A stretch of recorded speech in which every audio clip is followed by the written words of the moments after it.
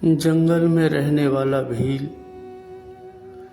जिसका नाम आहुक और उसकी पत्नी, जिसे आहुकी कहते थे, आनंदमयी जीवन व्यतीत कर रहे थे। भगवान की शरण में जीवन यापन व्यतीत करते हुए जो भी दो वक्त का गुजारा होता भोजन के लिए, उसी में संतुष्ट रहते थे। एक दिन संध्या के समय आहुक और आहुकी दोनों ही बैठे भोजन की तैयारी में लगे हुए, और उनको एक आहट सुनाई दी। बाहर कोई अतिथि खड़ा हुआ है। भोजन को छोड़ा और बाहर गए, देखा और पूछने लगे, आप कौन हैं और कहाँ से आए हैं? संध्या काल इस जंगल में, यहाँ तो कोई भी नहीं रहता। हमारे अतिरिक्त आप फिर इस जंगल में क्यों भटक रहे हैं? और उस पथिक ने कहा, मैं इधर से निकल के जा रहा था, संध्या का समय हो गया, जंगली जानवरों का कुछ भय था, तो मैं इसलिए आपके यहाँ आज रात विश्राम करना चाहता हूँ, और प्रभात वेला में मैं यहाँ से प्रस्थान कर जाऊंगा। मन में विचार किया आहुक भील ने, कोई मेरे भोलेनाथ की कृपा है, आज मेरे यहाँ अतिथि आ गया, और कहते हैं अतिथि देवो भव। अंदर लेकर के गए, उनको भोजन कराया, और भोजनोपरांत आहुक ने कहा अपनी पत्नी से, आप ऐसा कीजिए, हमारी जो झोंपड़ी है, जो रहने की जगह है, वो छोटी है, इसलिए ये परदेसी और आप दोनों अंदर सो जाइए और मैं बाहर सो जाता हूँ। भीलनी कहने लगी, ये मर्यादा के अनुकूल नहीं है। आप और ये पथिक अंदर सो जाइए, मैं बाहर सो जाती हूँ, क्योंकि जगह कम है, छोटी सी झोंपड़ी है जंगल में, हम दोनों के लिए पर्याप्त है। मगर ये तीसरा अतिथि आ गया, तो फिर आप दोनों अंदर सो जाइए।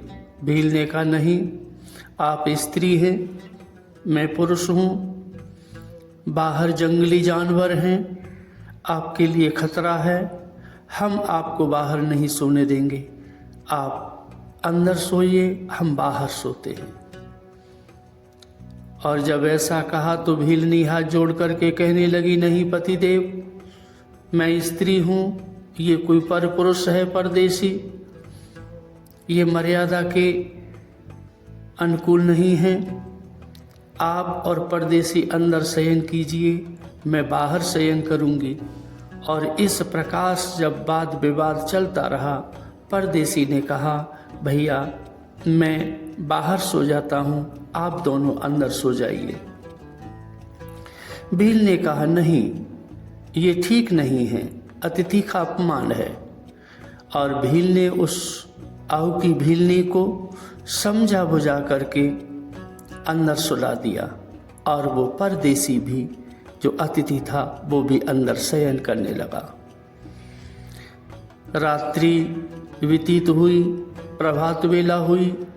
अंदर से जब भीलनी उठ करके प्रभात वेला में बाहर आई, उसने देखा उसके पति की हड्डियां मात्र बची हुई हैं, किसी जंगली जानवर ने उसका भक्षण कर लिया। अब तो बेचारी रोने लगी, मैं विधवा हो गई, मैं क्या करूं? मेरे पति का वध हो गया, मैं जीवन कैसे व्यतीत करूंगी? और उस पथिक ने कहा, हे भीलनी आहू की, ये सब कुछ मेरी वजह से हुआ है, मुझे बहुत दुख लग रहा है। भीलनी ने कहा, नहीं, ये आपकी वजह से नहीं हुआ, आप तो हमारे भगवान हैं, अतिथि हैं। और इस प्रकार से रुदन करती हुई भीलनी अस्थियां इकट्ठी की पति की, जो भी हड्डियां पड़ी हुई थीं, लकड़ियों की चिता बनाई और उस पर हड्डियों को लेकर के बैठ गई और सती होने का विचार किया।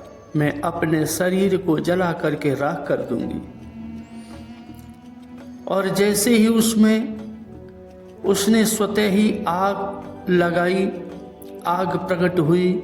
जो अतिथि खड़े हुए थे उन्होंने अपने हाथ के संकेत से उस आग को शांत कर दिया। आग शांत हुई। भीलनी तो बड़ी चक्कर में पड़ गई, ये क्या हुआ? मैं तो सती होना चाहती हूँ, अग्नि देवता प्रकट नहीं हो रहे। और पीछे अतिथि की तरफ देखा मुड़ करके। जो अतिथि था, जो परदेसी था, उसी में से भगवान भोलेनाथ प्रकट हो गए। प्रेम से बोलिए गौरी शंकर भगवान की जय। और जैसे ही प्रकट हुए, अस्थियों को, हड्डियों को वहीं रख करके उठ करके आई, चरणों में वंदन किया। प्रभु भोलेनाथ आप, मैं तो समझ ही नहीं पाई, आपके दर्शन हो गए मुझे। भोलेनाथ मुस्कराने लगे और कहा, तुम्हारा पति जीवित है? कहाँ है? अब मुड़ करके देखा तो जो चिता पर अस्थियां रखी हुई थी उसी में से वो आहुक भील प्रकट हो गया। दोनों पैरों में गिर गए। प्रभु आप बड़े दयालु हैं, आपकी बड़ी कृपा है। भगवान भोलेनाथ कहने लगे, मैं तुम पर बहुत प्रसन्न हूँ, कोई वरदान मांग लो। उस भील ने कहा कि आपकी भक्ति हमें प्राप्त होती रहे, बस यही वरदान चाहिए। भगवान भोलेनाथ कहने लगे, मैं तुम्हें एक आशीर्वाद देता हूँ, एक वरदान देता हूँ।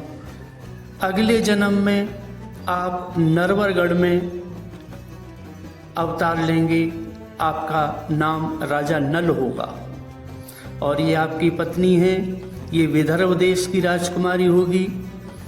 राजा भीम नाम का इसका पिता होगा, वहाँ ये जन्म लेगी, इसका नाम दमयंती होगा।